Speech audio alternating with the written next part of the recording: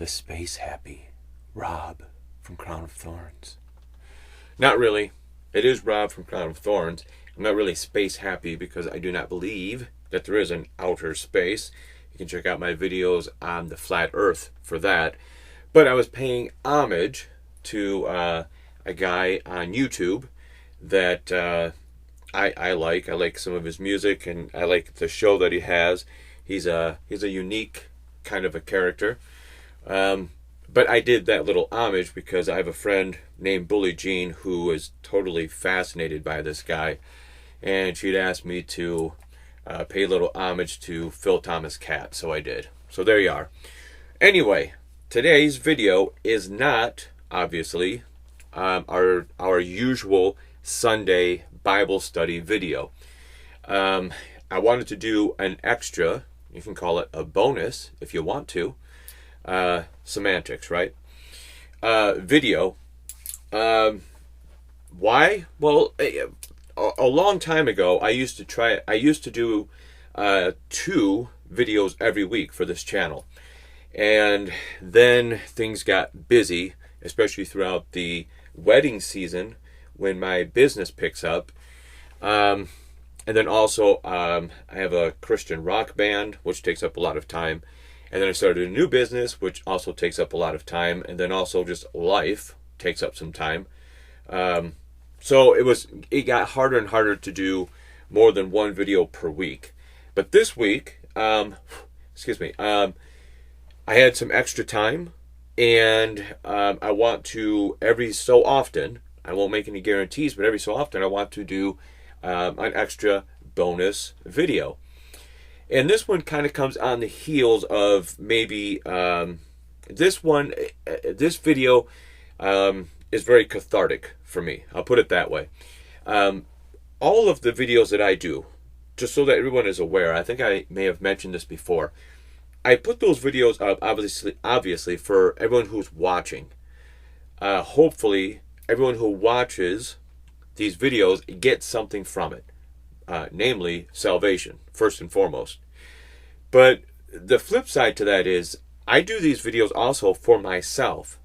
It's kind of like when you want to say something to somebody, and first you'll just write it all down.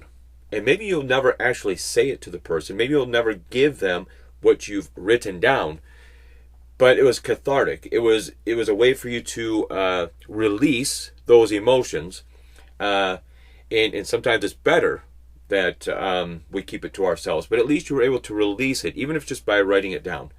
The point to all that is, I get as much out of these videos as what all of you do.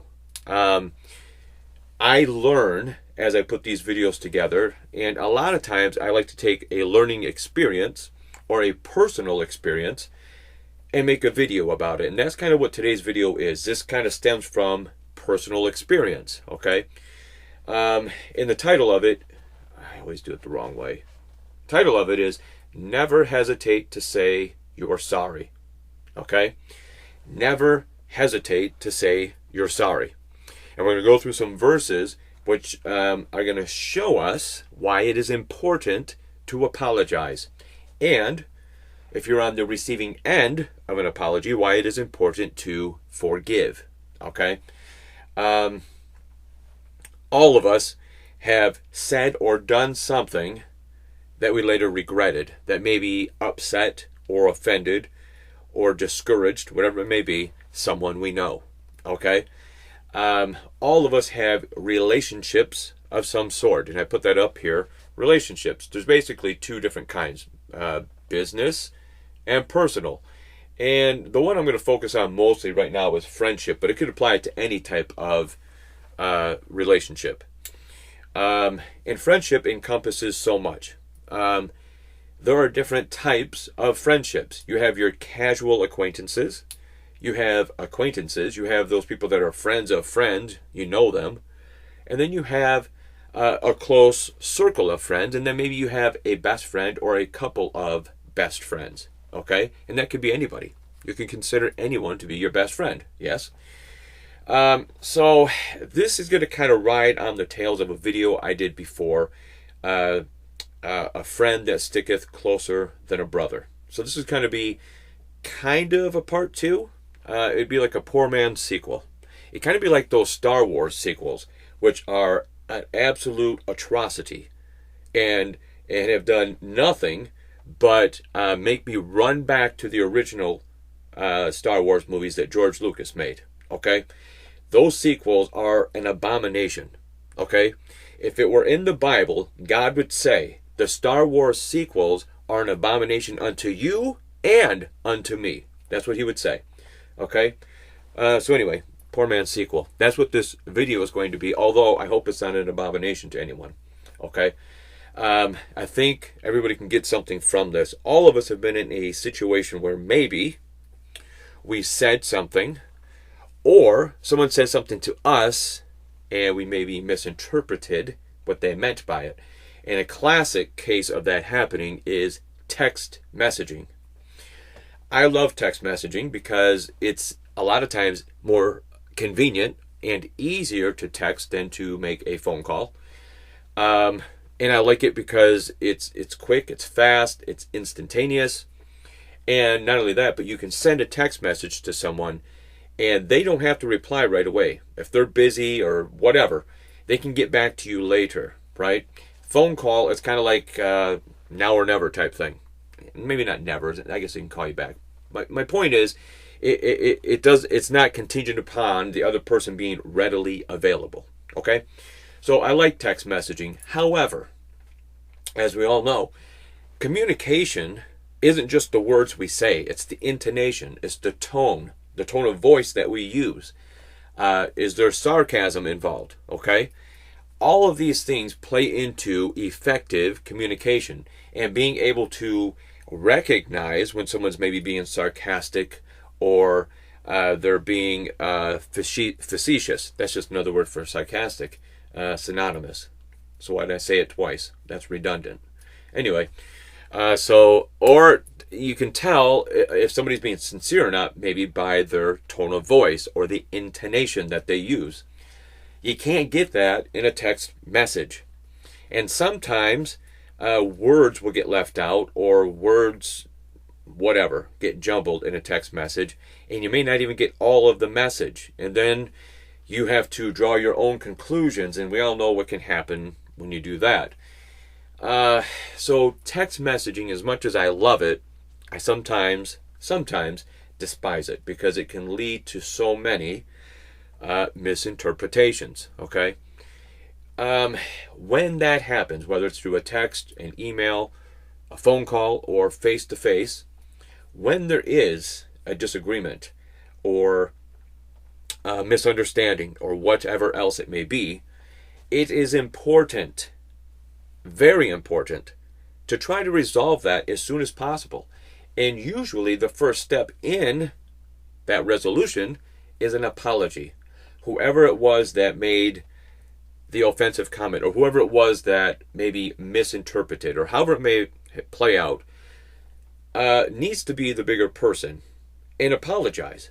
And like I said, the person receiving that apology, if you can tell and know that the person's sincere in that apology, you need to be quick to forgive. Quick to forgive. Now, I'm a very intense person. I haven't labeled myself that. A lot of people have told me that. Okay?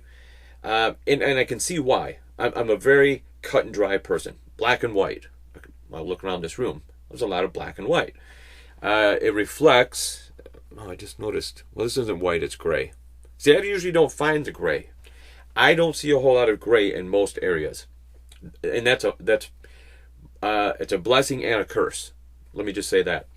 But I'm a very black and white person. Just yes or no. Is it up or down? Is it hot or cold? Whatever it may be, for me, most of the time, from my perspective, there's two options, okay? And like I said, that's a blessing and a curse. But by intense, I mean, I hold myself to such high expectations that sometimes, without even realizing it, I hold others to that same level of expectation. And you may say, well, that's just fair. Not really. Typically speaking, yes, I would say that's fair. But knowing the type of person that I am, it is not fair to hold somebody else to an expectation that I have placed on myself, because I hold myself to a super high, impossibly unreachable expectation. Okay? And it's not good to do that to people. A lot of times you may walk into a situation and you expect a certain response. You expect a certain reaction. And when you don't get that, then you feel as though you've been slighted. Okay? That can be a problem. And so I have always tried to keep my expectation of others, I wouldn't say low, but somewhere in the middle, somewhere in the mid-range. But once in a while, it gets away from me, and my expectation of others is unfairly thrust upon them. Okay? And I don't mean to do that. I really don't. Okay. Brief rabbit trail. This is my last. I'm not supposed to show brands, but I'm gonna do it anyway. I don't care. This one time, Nitro Pepsi. I don't know if you've tried these. Some people don't like them. Some people do. I fall in the category of people that do. I have had many of these. Not today. Otherwise, this video would go off the rails immediately and never come back. But I've had plenty of these, and I like them. But I'm not real big on soda. If you've watched my videos, you'll know that I'm not real big on soda, unless they're craft sodas. But typically I like to drink spring water or the sparkling ice or Body Armors, things that are healthier, okay? But once in a while a soda is good, and these are really good. I love these. It's a micro brewed soda, okay? Draft cola, it says. Nitrogen infused cola, smaller bubbles, smoother taste. Some people say it tastes flat, and I can understand why they would say that, but I don't agree. But to each his own.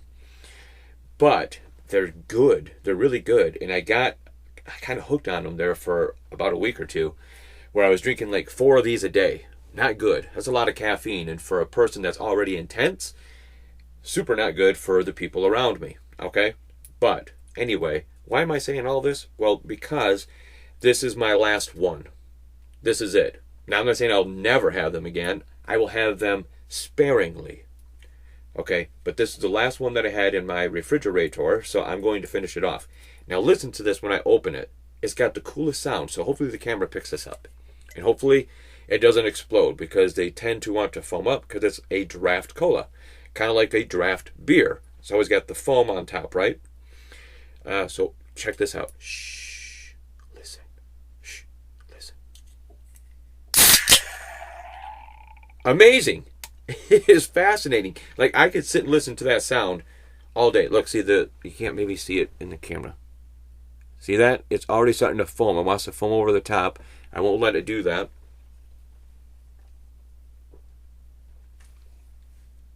Good. All right, so that will be my beverage today. I'm going to try to keep this video short, and hopefully I get the video done before I get to the end of the soda. Otherwise, like I said, this thing's going to derail very quickly. Okay? So anyway, misinterpretations, misunderstandings can happen. Unfairly placing expectations on somebody can happen. Sometimes, especially for me, like I said, a lot of this is from personal experience. I like to have answers. Not knowing is what drives me nuts. Somebody can give me the worst news in the world. Of course, I'll be upset, devastated, sad, whatever it may be. But I'd rather have that than to not know. Okay?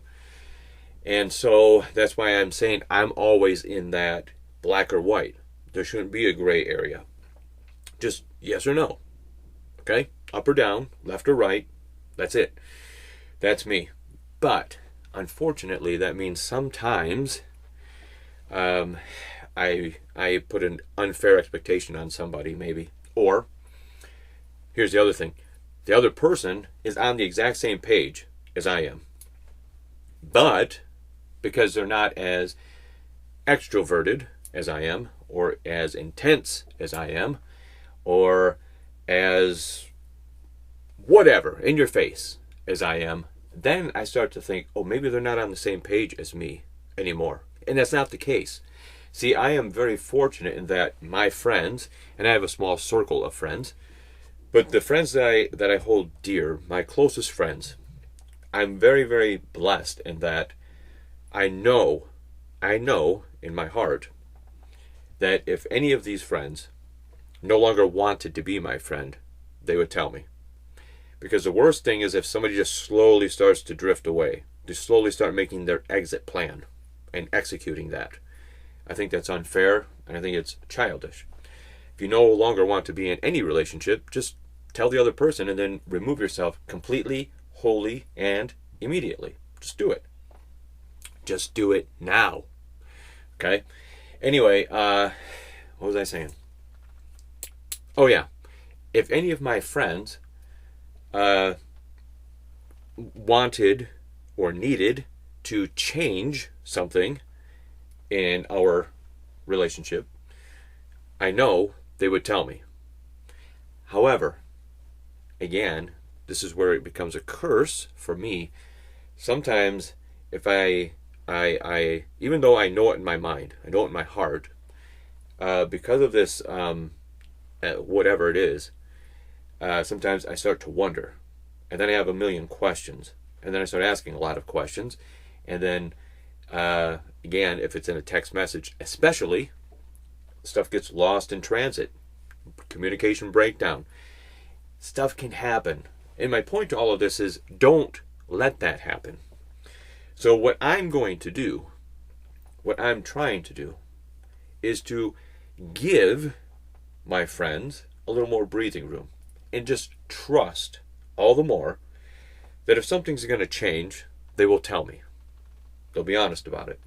And until I hear otherwise, I'm going to just continue to believe, because I have no reason not to, that everything is as it's supposed to be, or as we have previously agreed it should be.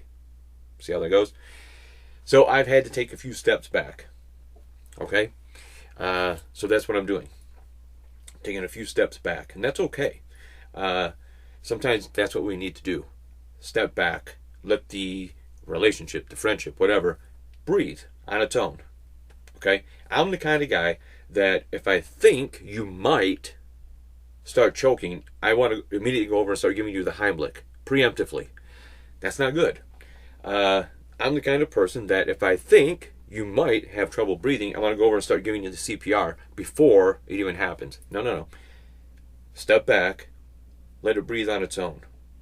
And then if it does need resuscitation, then step in. See what I'm saying? This is a good lesson for me, but I'm hoping it's a good lesson for some of you out there too. All of us are in relationships of some sort. Like for me, I have business relationships with both of my businesses and with the band actually, where I'm constantly dealing with clients. And again, a lot of that is done through email. And a lot of times stuff gets lost in transit. And finally, what I'll do is I'll be like, look, we just need to make a phone call so that both of us are clear, as to what your expectations are, and what expectations you can expect of me to be able to perform. Okay?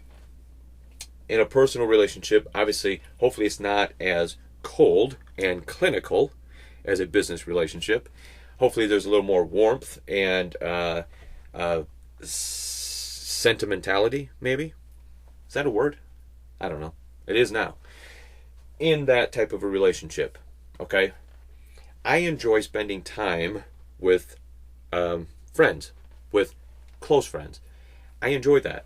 And I look forward to that. So much so that when I finally get to meet up with my friends, like I can barely contain how happy and excited I am. That is where it is a blessing.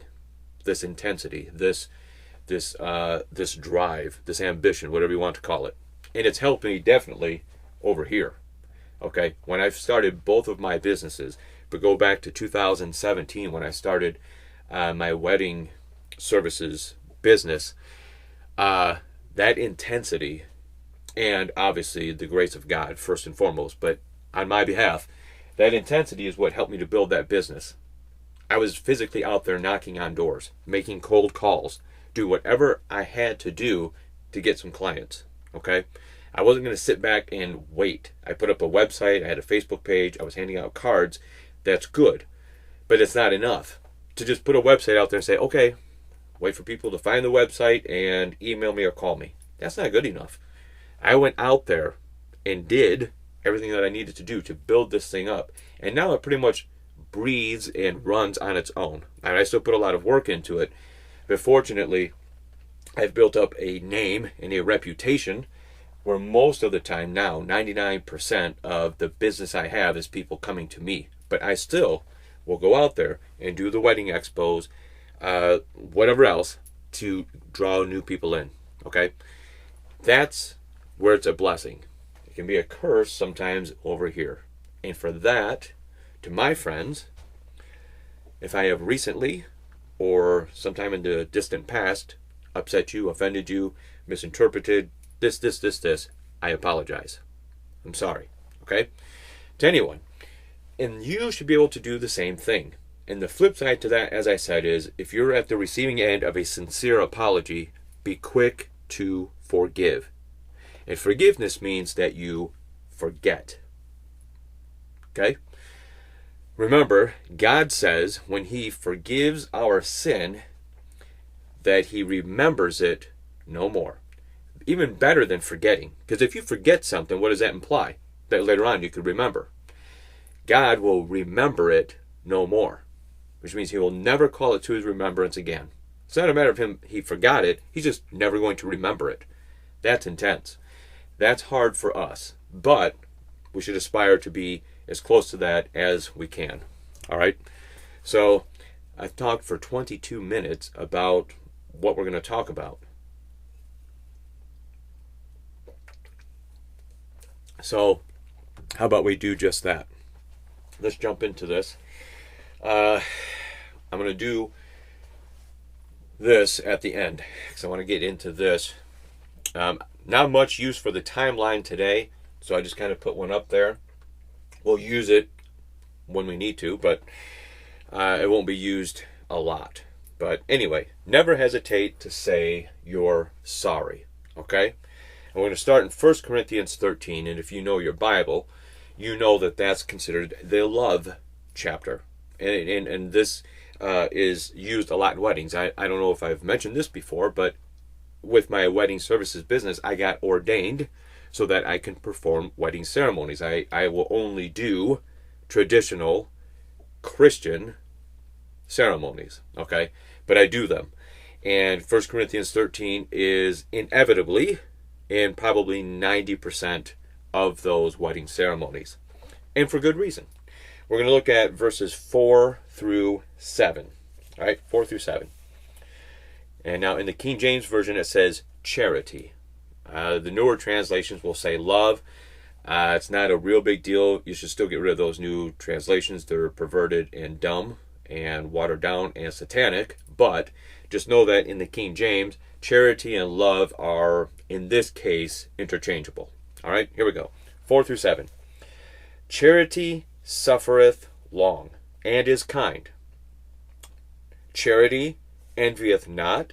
Charity vaunteth not itself, is not puffed up, doth not behave itself unseemly, seeketh not her own, is not easily provoked, thinketh no evil, rejoiceth not in iniquity, but rejoiceth in the truth. Beareth all things, believeth all things, hopeth all things, endureth all things. Now you could replace charity with love in this case, and it would still be consistent. Okay, so love suffers long. Well, telling someone that you're sorry can be an act of love, right? You obviously, when you apologize, it's because you recognize that you've done wrong, but also because you value that other person. And you want to make things right with them because you value the relationship you have with them. But also, it's a picture of what Christ did for us. Okay? And so we want to be as Christ-like as we can. It's an act of love. Okay? It's an act of You matter to me. I know I fouled up. I want to make it right. Okay? So, love, we'll just say love this time instead of charity. Love suffereth long. That means it's going to go the distance. No matter how many trials and tribulations come along the way, we're hanging into this thing. We're in it for life. Friends forever. All right? And is kind. Love should be kind. In fact, love can only be kind, even if it's tough love. Okay, when you have to discipline your kids, you do that out of love, hopefully. That's tough love. But it should be kind. And I'm not saying that the consequence is kind. I'm just saying it should come from an act of kindness, because out of concern, because you want what's best for your kids, hopefully. Envieth not, vaunteth not itself, is not puffed up, doth not behave itself unseemly, seeketh not her own, is not easily provoked. It's kind of going back to what I was saying. Sometimes being an intense person, it can be easily provoked. Confrontation can be easily provoked. Again, just step back. Okay? Thinketh no evil, rejoiceth not in iniquity, but rejoiceth in the truth. Boy, rejoices in the truth. Friendship should be honest. Okay? It should be transparent. It should be truthful. Okay? If you're in a relationship of any kind, I don't care what it is, but especially in a friendship, and like I said, there's different levels to friendship. Friendship can take on different aspects. Okay? I have a few really close friends, and I would consider them all to be best friends. Okay? But I do not behave the same way with one as I do the other, because it's a different person. Okay? It's not being dishonest. It's still me. It's just that with one friend, we might have this in common. With another friend, we might have that in common. And so you adapt to that situation. Okay? But it should always be honest. It should always be centered around truth and transparency. And by transparency, I mean, going back to what I said before, if something's going to change, just be honest about it. Right? Right. And I, like I said, believe wholeheartedly that my friends would tell me if something was going to change in our friendship, or if the friendship was going to end. Okay? I believe that. I trust that. Now, I just need to conform this crazy, intense personality that I have. I just need to reel that in sometimes. All right. Beareth all things, believeth all things, hopeth all things, endureth all things. It endures everything. If you have a true friendship with someone, no matter what happens, the friendship will endure. It will endure, if it means enough to you. All right, so that's that one. Matthew 5:9. Let's go to Matthew 5:9. I'm going to move over here some. Keep hitting this thing. Matthew 5:9. Okay. I'm using my old Bible today because my new one that I got, I accidentally left it in my vehicle before I started this video. As I've mentioned before, I go to a friend's house once a week, and we do Bible study, and I take that Bible now because that's my main Bible. But I put it in my vehicle to come home and forgot to bring it in. But that's okay. I still have this one. All right? Matthew 5:9. Why did you even need to know that, right? That's what you're thinking. I know. All right. Matthew 5:9.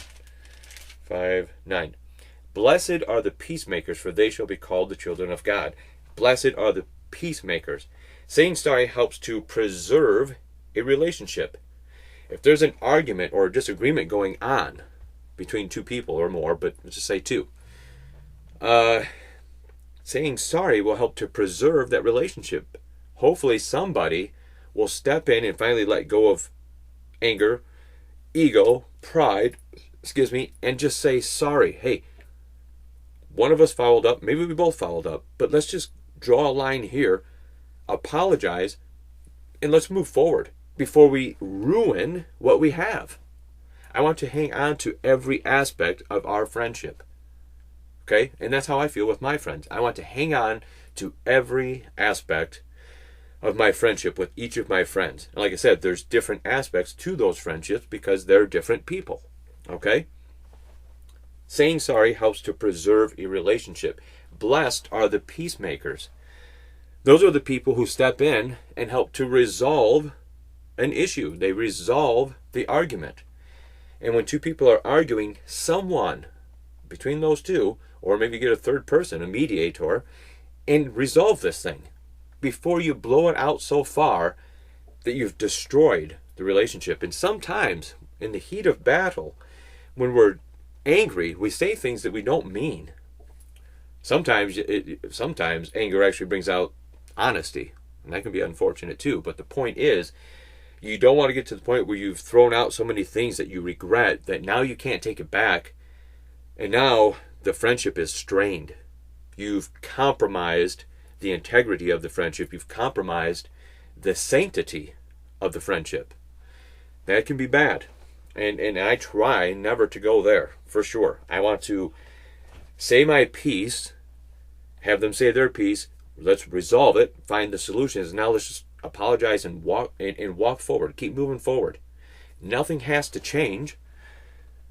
But hopefully we've resolved whatever issue was there. But just, again, being truthful and being transparent, okay? Blessed are the peacemakers. Let's go to the next one. Ephesians 4:29. As you can tell, I'm not writing these down because I end up forgetting anyhow. And I'm going slow enough. Hopefully you can write these down and go check them out for yourselves. Which is what everyone should do anyway. Okay. Ephesians 4:29. Ephesians 4:29 says, I get there. 4:29 says, let no corrupt communication proceed out of your mouth, but that which is good to the use of edifying, that it may minister grace unto the hearers. Let no corrupt communication proceed out of your mouth. We'll start there. What I was just saying. You get so angry, so upset, now you just start throwing stuff out there. And sometimes it's because it's stuff that you've been harboring for some time, and now you're finally being honest about it. But more times than not, you're just throwing anything out there, even if it's not true, or even if it only has like a smidgen of truth. But you exploit it, you blow it up. You make it seem as though this little, what do they say, making mountains out of molehills or anthills or something, whatever. That's what happens. Don't let that happen. Say what you're going to say, but do it as respectfully as you can. Even when you're angry, you're having this disagreement, try to keep it civil. Make your point, make it clear, and then find the resolution. Don't let, as the Bible says, let no corrupt communication proceed out of your mouth. Okay? Name calling, don't do that. Boy, I used to struggle with that a lot. Sometimes I still do, but that's only during road rage, and that's different. Okay? Not really, but it is. Kind of. I'm going to say it is for right now. I'm working on it. All right? Okay, going forward. But that which is good to the use of edifying. Edifying means to build up, to encourage. I want to say things to my friends that encourage them, that build them up, that make them feel better about themselves. Here's something for those of you who maybe are not entirely comfortable with compliments or with when somebody gives you a gift. Let me say this. It's good to be modest. Absolutely. I'd much rather have somebody that's very, very modest than someone that's even remotely arrogant or conceited. All right?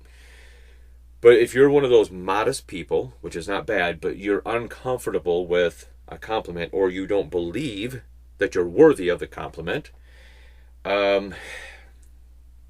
try to at least get to the point where you can accept the compliment graciously. Because the person giving you that compliment wants to know that the compliment they gave you is edifying you, that it made you feel good. And when you kind of shy away from it or act like it didn't mean anything to you, well, then it gets harder to give you compliments because then the person giving the compliment thinks, well, they don't appreciate it. So I guess I won't say it. Or it's making them uncomfortable. I don't want to do that. And everybody needs a compliment once in a while. Even someone like me. Once in a while, it's nice to hear a compliment. I don't need them as much as most people because, not because I'm arrogant or conceited, not that, but I like I've said before, my happiness hinges on one thing. Me. Me. I will not, ever again, let my happiness rest upon somebody else. Okay? But not everybody's at that point, and that's okay. But just know, accept a compliment graciously. Show that you appreciate it. Doesn't mean you're being conceited. Doesn't even mean that you believe it for yourself, although you should believe that the person giving you the compliment truly means it. But it gives that person that's giving a good feeling as well. See what I mean? Same thing with gift. If somebody gives you a gift, okay, and of course our first reaction sometimes is, oh, you didn't have to do that. Come on. I don't need that. Whatever it may be. And that's okay to an extent because we don't want to give the perception that, well, yeah, you owe it to me. Of course, you don't want to do that. But at the same time, again, there's that saying, don't look a gift horse in the mouth. Meaning, if somebody gives you something, it's because they care about you. It's because they want you to have it. They're not doing it because they had to. They didn't feel obligated. They're doing it because they care about you. So accept the gift graciously. And just be glad that you have somebody that wants to do that for them. And I have people that do that for me. I have some really good friends who, out of nowhere, will buy me a beverage. Or, whatever it may be. It could be something big, something small. I don't even care. Just the fact that they thought about me. The fact that maybe they knew I liked a particular beverage and they just like, hey, I was at the store the other day. I know you like these. I bought you one. Or, I know you like to try new beverages. I bought some. Want to try one. That means the world to me. I don't care if it was free. I don't care if it cost 1 penny. Or if it cost $1 million. The fact that they had me in mind supersedes that. You can't put a price on that. They have, however, put a steep price on these. That's another reason why I won't be buying them as often. All right? I'm a cheap son of a gun, let me tell you. In certain cases. Like I said, I love to give people stuff. If I'm someplace and I'm like, oh, that person would enjoy that, if I can afford it, I'm going to get it.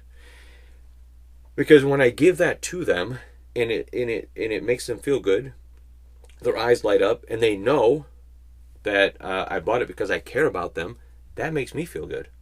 That's why I'm saying, just as much as you're trying to be appreciative and be modest, which is great, just accept the gift graciously.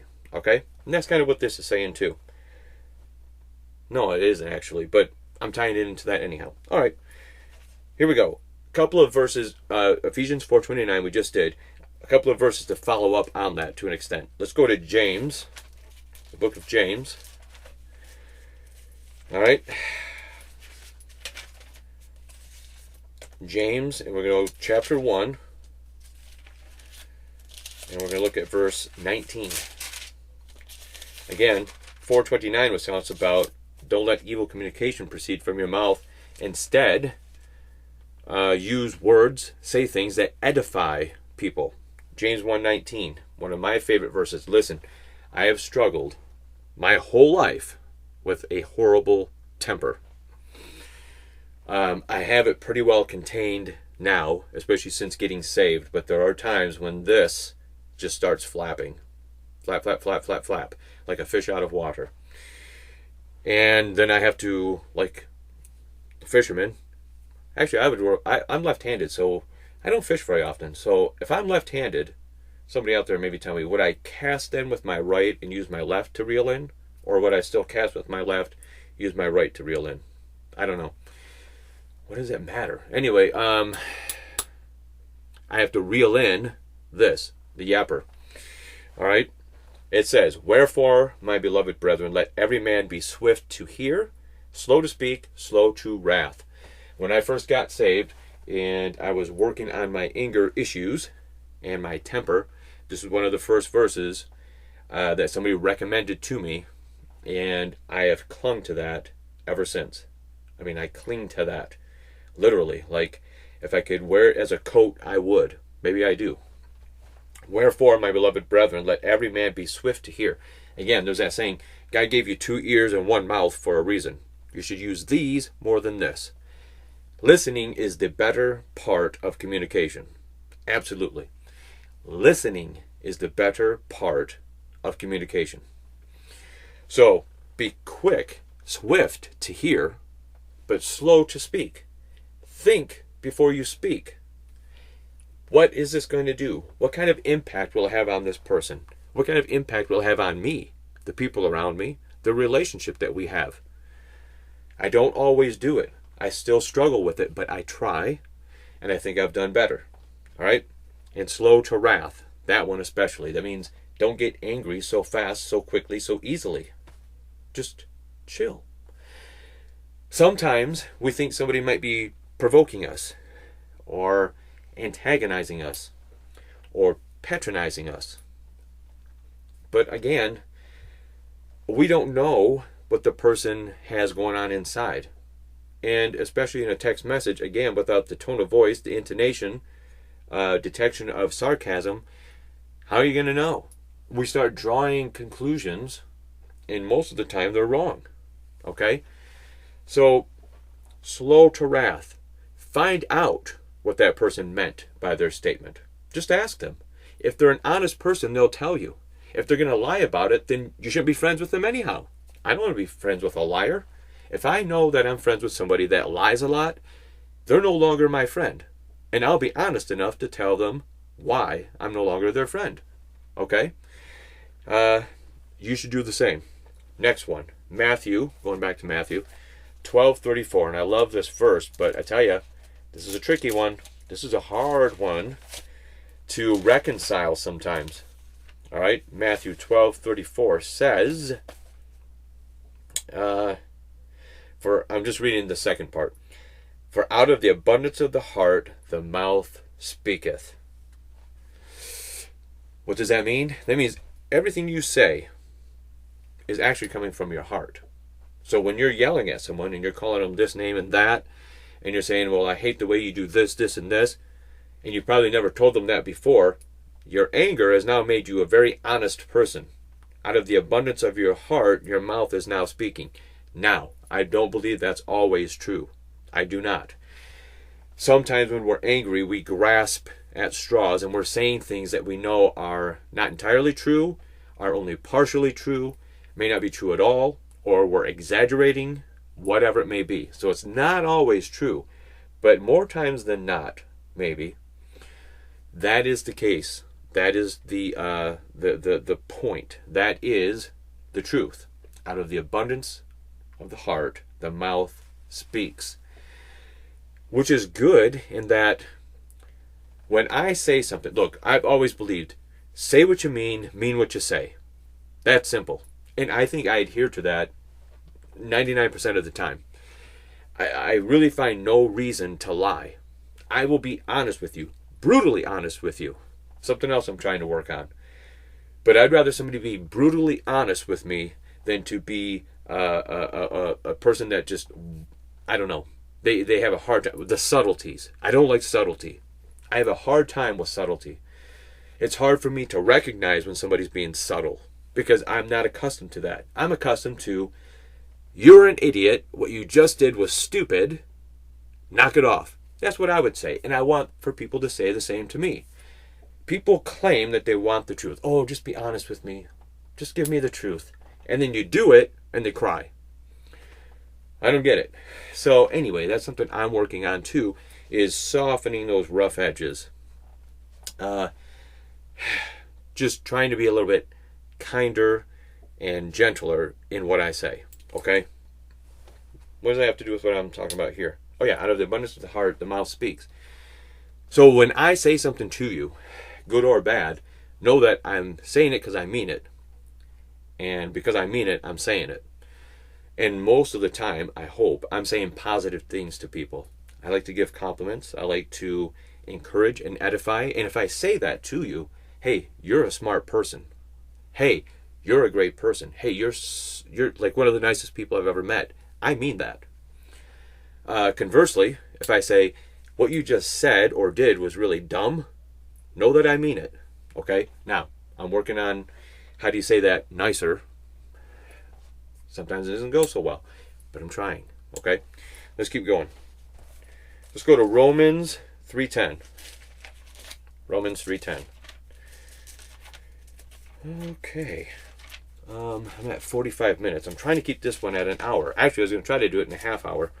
Just kind of a short video, but oh well. Here we go. Romans 3:10 says, as it is written, there is none righteous, no, not one. We all make mistakes. Excuse me, all of us. There is none righteous, not one. None of us. So keep that in mind when somebody does upset you, when somebody does say something that offends you. But also keep it in mind when somebody apologizes to you. Keep that in mind when somebody sincerely regrets what they have done. None of us are righteous. So if I say something to you out of anger or out of confusion or out of a misinterpretation or whatever it may be, but it upsets you. If I say that to you and it upsets you, yes, you should be upset. You have a right to that. Yes, you should want and expect an apology from me. And hopefully you'll get that.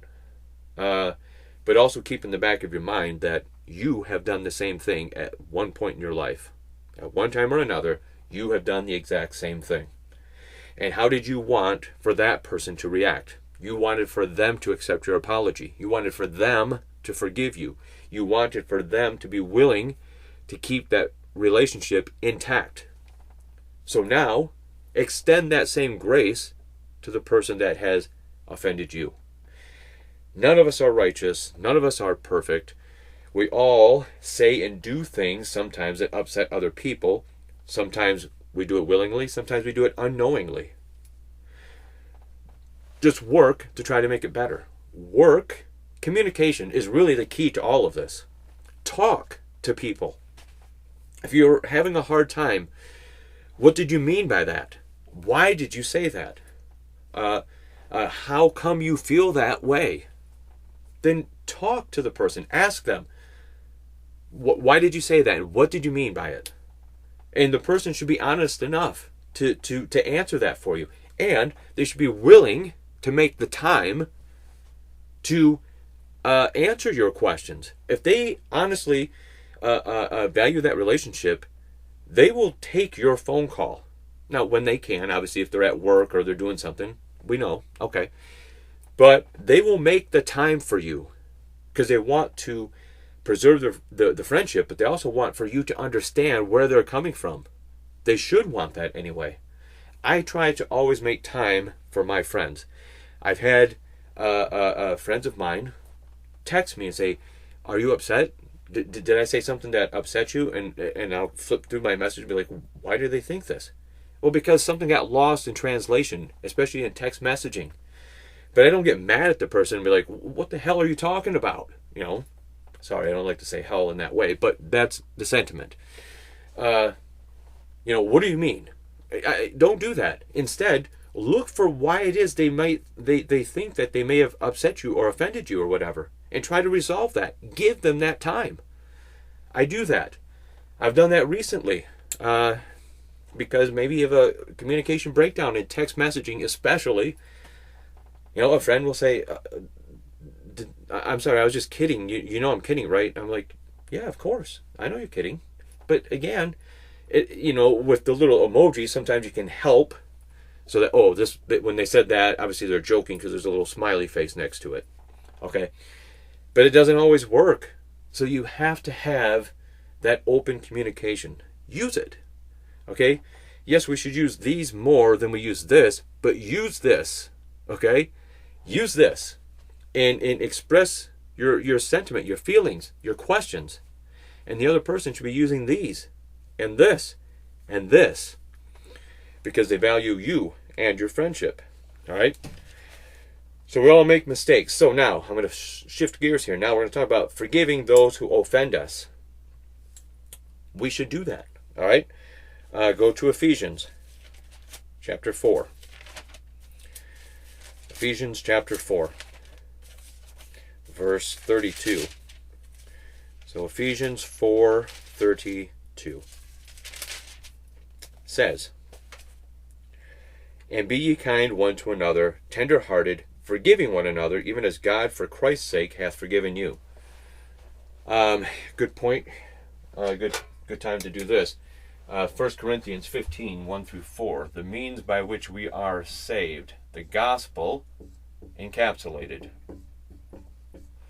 Trusting on the death, burial, and resurrection of Jesus Christ. Knowing the who and the what. We just talked about the what, his death, burial, and resurrection, but the who. Knowing that Jesus is God in the flesh. Why did Jesus do that? Because he wanted to forgive us for all of our transgressions. And when you trust on this death, burial, and resurrection, when you trust on that atoning blood of Jesus Christ, you are saved, which means you are forgiven. All of your sins, past, present, future, forgiven immediately. All right, Romans 3:25. Trusting on the blood. And then, of course, Ephesians 1:13. Once you are saved, you are always saved. Because, again, all of your sins have been washed away, and God remembers it no more. So tying that in with this, be kind one to another, tender-hearted, forgiving one another, even as God, for Christ's sake, has forgiven you. The way that God, Jesus, forgave us, we are to be like that. Forgive those who have trespassed against you, against me, against us. Be that gracious, merciful person. When somebody comes to you and they say, "I'm sincerely sorry. I know I fouled up." Forgive them and don't hold a grudge. And don't file it in the back of your mind like, someday I'll remind them about this. Boy, what a horrible person you are. Don't do that. Would you like that if God did that, if Jesus did that? I wouldn't. I don't want Jesus bringing that back up to me. I know what I've done. I don't need to be reminded of it. I would rather not be reminded of it. All right? All right, let's go back to Matthew. Matthew chapter 18.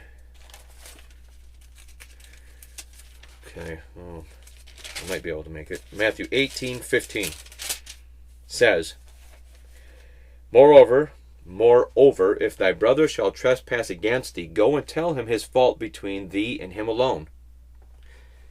If he shall hear thee, thou hast gained thy brother. This, confront the person. Don't go and tell everyone else about it. Don't gossip. Look, if Mike makes me angry, then I will go to Mike and talk to him about it. I shouldn't go to John and Susie and Ralph and whomever else and tell them, "Oh, you know what Mike did?" No, don't do that. Simply go to Mike and tell him, "Mike, you did this. It upset me. Explain yourself, please. Let's resolve this." Go to your brother and explain the fault between thee and him alone. Okay? And if he shall hear thee, you have gained thy brother. The phone's going off. You've gained your brother. You've gained that friend. You've preserved that relationship, that friendship. That should be the goal. All right, go back to Proverbs. All right, some Old Testament.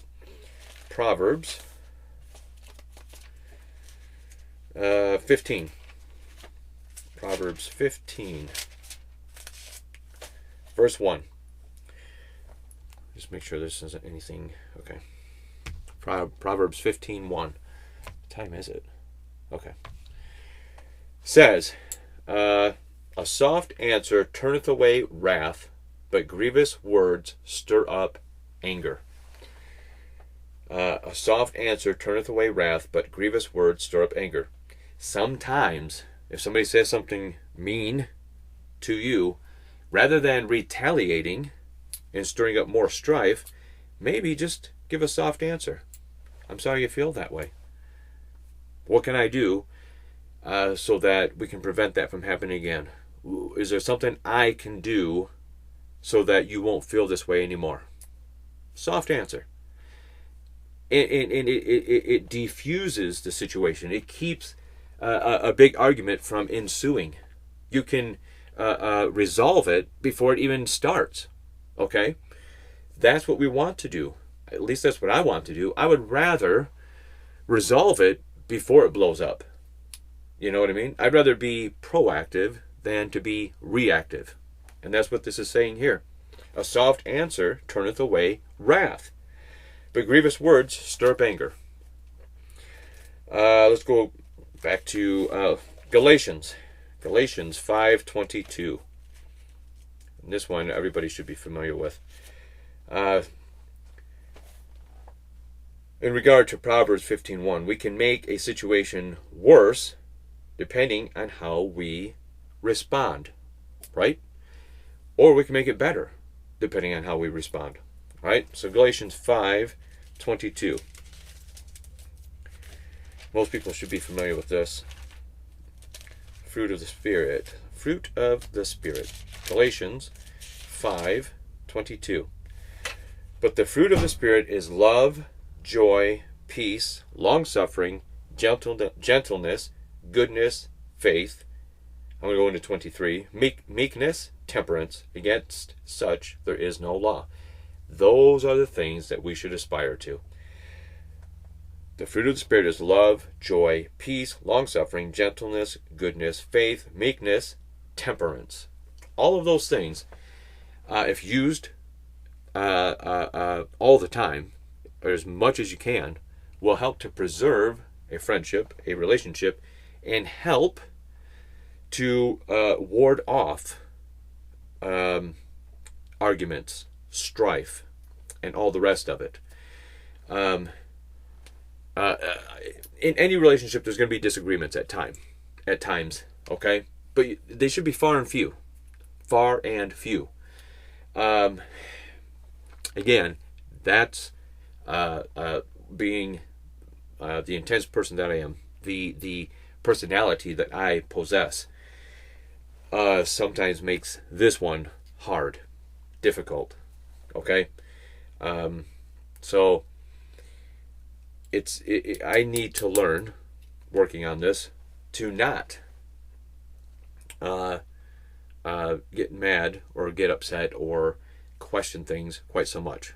Okay. And if you use these, you can insulate your relationships from misunderstandings, misinterpretations, offenses, whatever else. That is key. All right. Back to Matthew. There's a lot of these in Matthew. Maybe I should have put them all together. Oh well. Matthew 7:12. People are familiar with this one. The golden rule, some people would say. It says, "Therefore all things whatsoever ye would that men should do to you, do ye even so to them. For this is the law and the prophets." In other words, do unto others as you would have done unto you. Okay? That's the golden rule. Even people who are not religious or saved or Christian or whatever else are familiar with that golden rule. And I think anybody, atheist or otherwise, would say, yeah, that's a good idea. Do unto others as you would have done unto you. Not what has been done to you, okay? Not to retaliate. Do unto others as you would have them do unto you. How would you like to be treated? Do that to others, even if they haven't treated you the way you like to be treated. Kill them with kindness, in other words. All right? All right. Ephesians again. Ephesians 4:26. Ephesians 4:26.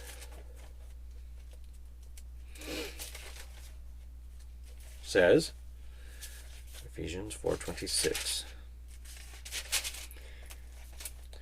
And this, in essence, is going to tell us to forgive often and forgive quickly. Ephesians 4:26 says, "Be ye angry, and sin not. Let not the sun go down upon your wrath." It is not a sin to be angry. There is righteous anger. Jesus demonstrated righteous anger when he went into the temple and cleared it out. He turned over tables. He started whipping people because they were doing very bad things. Righteous anger was not a sin.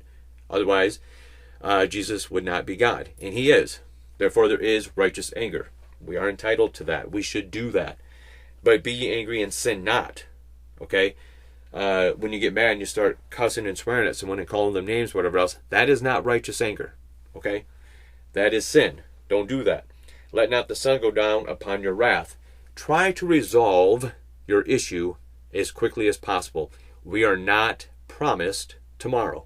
I said that in my previous video. Life is but a vapor. It can be taken at any time.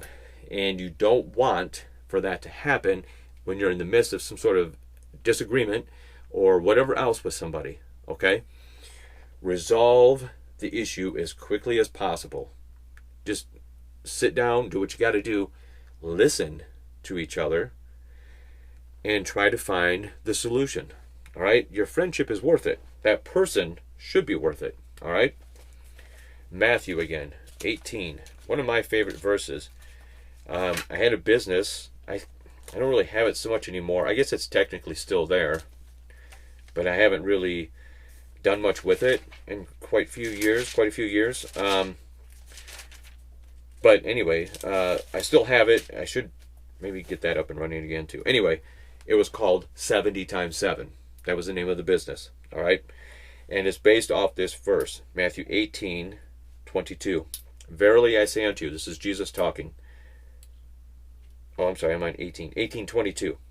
Jesus saith unto him, Jesus saying this to Peter. Peter had asked a question. I say not unto thee until 7 times, but until 70 times 7. The verse before that. Then Peter came to him, Jesus, and said, Lord, how oft shall my brother sin against me, and I forgive him? Till 7 times? Peter saying, hey, Jesus, how many times do I got to forgive this guy? He comes up to me, he offends me, he comes back later on and he apologizes. And assuming that it's a sincere apology. He says, what, 7 times? Because 7 is the number of completion. There, I've given you a complete round of apologies that I've accepted from you. That's it. We're done. You're done. Jesus said, no. Not up to 7 times. Up to 70 times 7. Now, that would be 490. Most of us are not going to keep track. Maybe some people do. You shouldn't. But the point is, it's not that you should do it 490 times and then on 491 they're done. The point is, as often as that person comes up and sincerely apologizes to you, you should forgive them. Okay? If it means 500 times or 10 million times, just remember how many times Christ had to forgive you. How many sins did he die for? Your past, present, and future sins. He died for all of those. Try to number those. I'm certain, for all of us, it's more than 490. Okay? So that was the point to that. It wasn't the 490, the 70 times 7 per se. Jesus is giving an example. As many times as it takes. As many times as it takes. Forgive.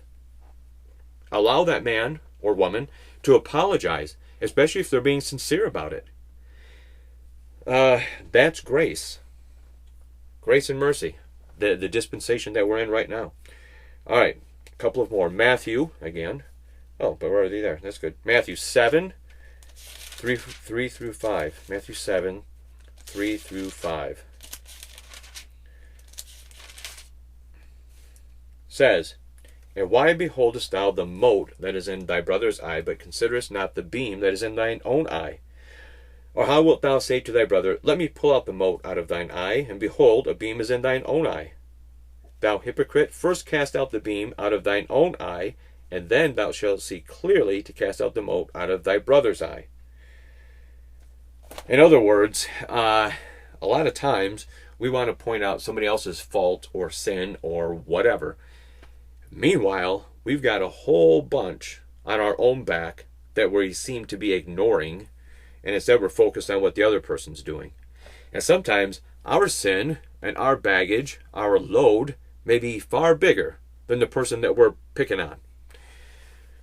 Consider that when you confront someone. And I'm not saying you shouldn't confront someone. If somebody's doing something that offends you, hurts you, whatever. Like I said, in a friendship, if they're something they've done, there's been a misunderstanding, whatever it may be, you should confront them. Okay, but be willing to listen. And don't be so quick to point a bunch of fingers. Okay? without realizing that, you know what, I've got some stuff in my own life too. I've probably said and done some stuff that upset this person. Keep that in mind, okay? Before you go around jabbing at other people, take a look at yourself, all right? Now, saying sorry and forgiving. Some verses about that. Go to Proverbs 16, all right? Proverbs 16.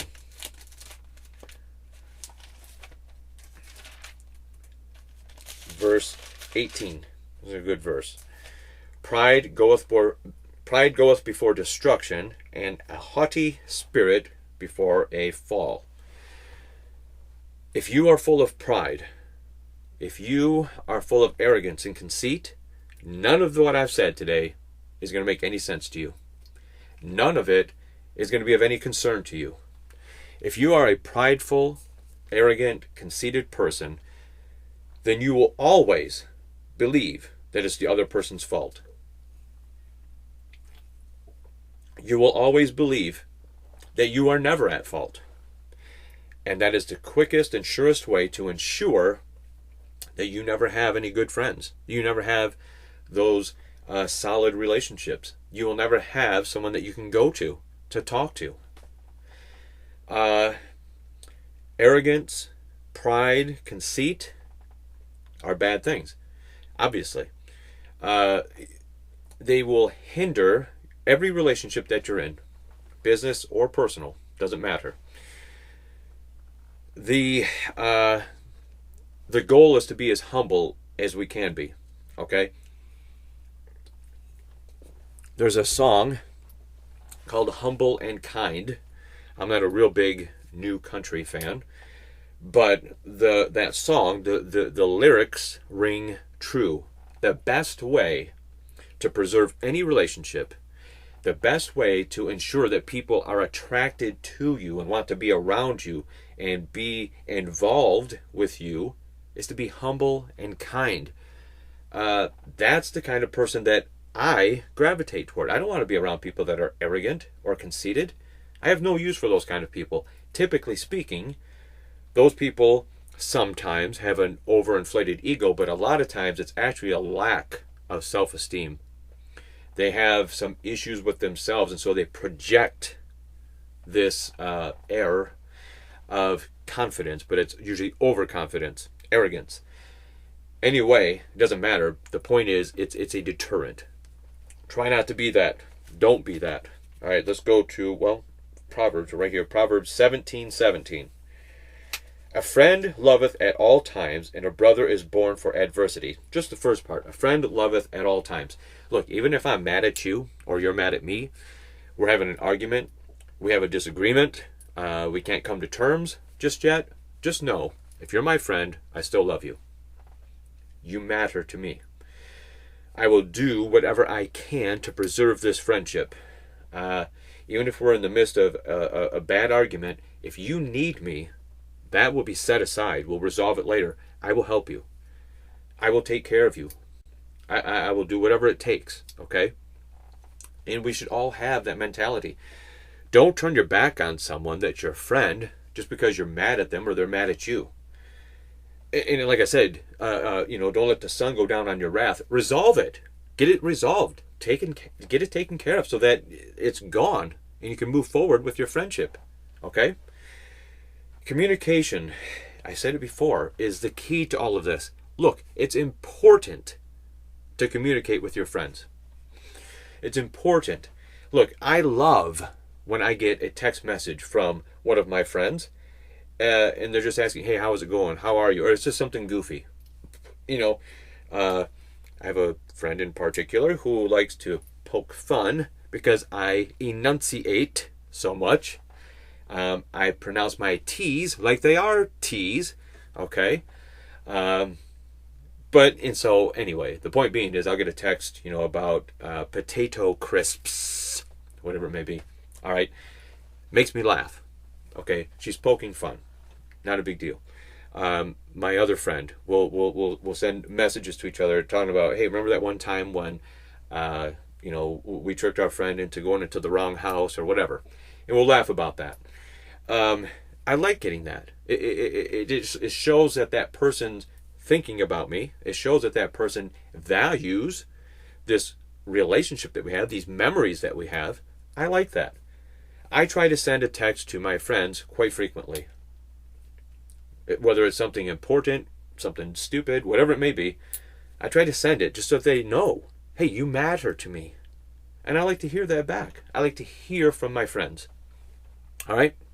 One more, and we'll call it a day. Go to 1 Peter. 1 Peter chapter 4. 1 Peter chapter 4.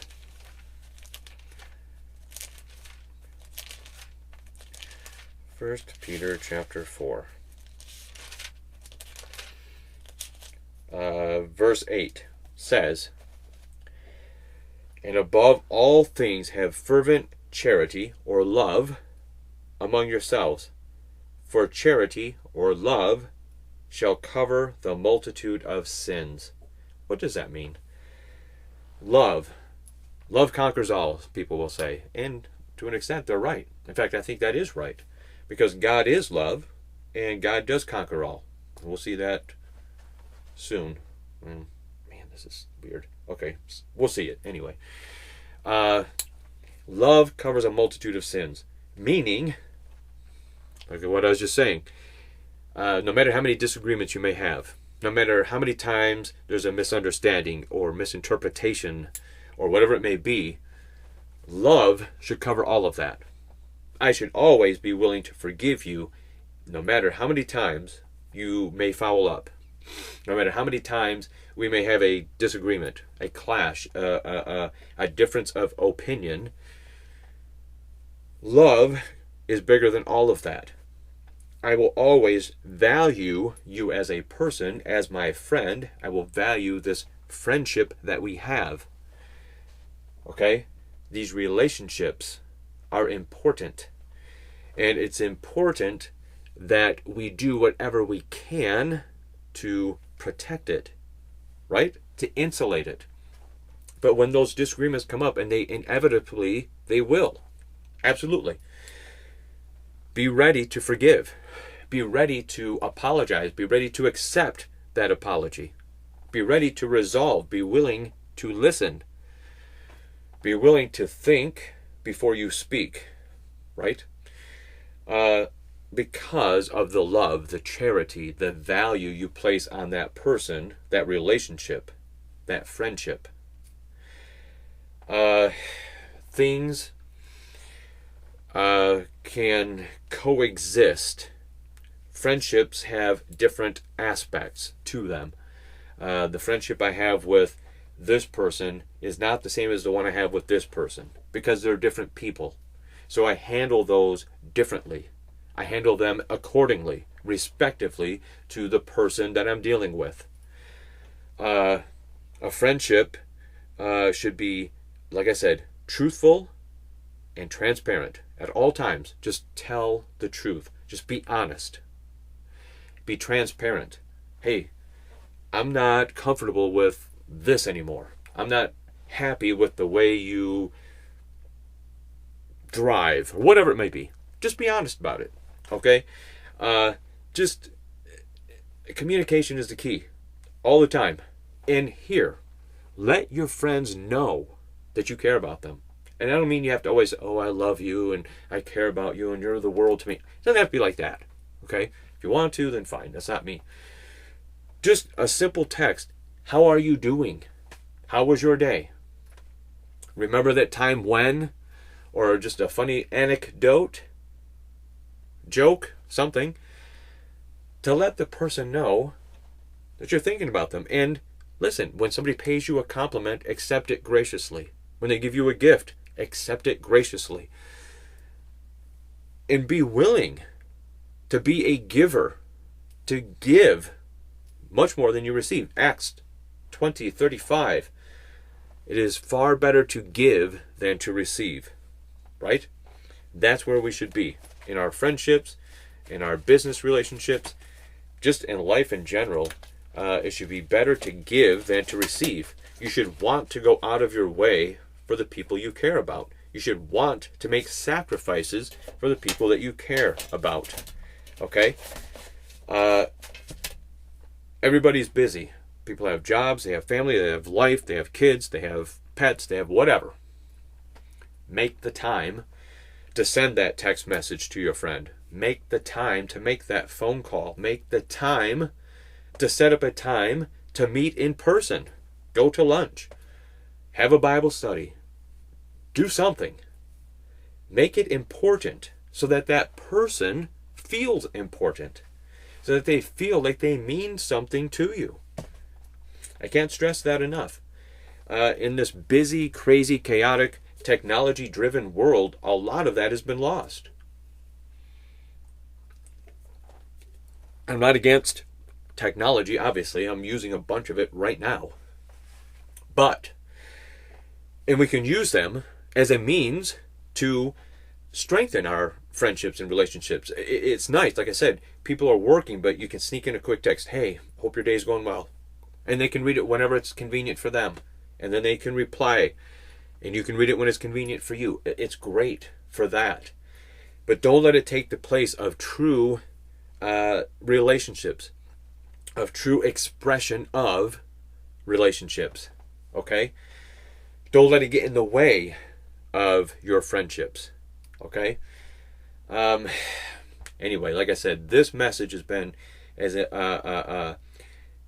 helpful to me as it is to you. Hopefully it was helpful to you. It was very cathartic for me. It was a way for me to kind of take everything that I'm dealing with, so to speak, wrap it all up, put it in a nice Bible study, use God's Word, which is what we should do, and then hopefully it's something that benefits other people as well. But for me, it was just a way for me to say what I have to say, so to speak. If you have questions or comments, please leave them below. This is something I think everybody deals with, has dealt with, will deal with at some point. So your questions and comments, I appreciate them. Email me, find me on Facebook. Like, share, subscribe. The numbers keep going up. Thank you so very much. I appreciate it.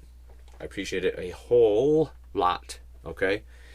This channel has grown so much in just the year and a half, maybe 2 years that I've been doing it. Man, I go back sometimes and I'll watch just small bits of some of my earlier videos. And I think I may revisit some of those, because I think with time and experience, I think I could present some of those messages a lot better now than I did back then. So that might be something that I'll do too, and maybe make those the bonus videos throughout the week and still have a new message every Sunday. Which, by the way, the next series I'm going to start this Sunday. Why do I point? What is Sunday? Sunday isn't a direction, is it? I don't know. Anyway, is going to be good. It's going to take a while, because I'm going to dive in. We're going to dig deep. It might take 2, 3, 4 weeks. I don't know. We'll see. But it's going to encapsulate a lot of what I've already talked about, looking at some of the videos that deal with end times, and those seem to be the videos that people gravitate to the most. So I want to take all of that, put it in a nice big package, add some new information, and answer a lot of the questions that have come in. I try to answer all the questions, but I can't get to them all. But in a video, it'd be easier. Take some of those questions, find the answers, and incorporate that into the video as well. Excuse me. I think it'll make a nice big package. All right. So anyway, I wanted to keep this around 30 to 45 minutes. Instead, I'm at 1 hour and 20 minutes. Whatever, I guess. I need to quit. See, that's what I'm talking about. Putting an expectation on myself. 30 minutes, maybe 45. And I never hit it. So why even do that to myself, right? Jeez. And I'm almost at the end of this, and you can probably tell. It's all right. It's the last one for a while. All right. So anyway, guys, if you're saved, what are you doing? What are you doing to get other people saved? Are you soul winning, witnessing, handing out tracts, leaving some tracts? Look, every time I go to a restaurant, I can't say every time. I forgot to yesterday. We were at a restaurant and I forgot to. I try to. Every time I'm at a restaurant, leave a tract on the table. Simple. If I'm at Walmart, Meijer, whatever, I'll go through and put tracts everywhere. I put them in the pockets of clothing. Over there, somebody buys this shirt, they take it home, they're trying it on. What's in the pocket? Tract. Putting on some new jeans. Hey, there's something in the pocket. Tract. That's what I do. You can do that, and it's discreet, and you don't have to have interaction with anyone. You shouldn't be outside of your comfort zone. But even if that is too much, how much do you have to step outside your comfort zone to share this video? I mean, that's pretty simple. Share it, please. I want other people to hear these messages and get here, saved. If you're not saved, what are you waiting for? This, I believe, is coming soon. Very, very soon. You do not want to be left behind. You want to go up in the rapture. All right? Watch my other videos about that. All right, guys. Take care and God bless.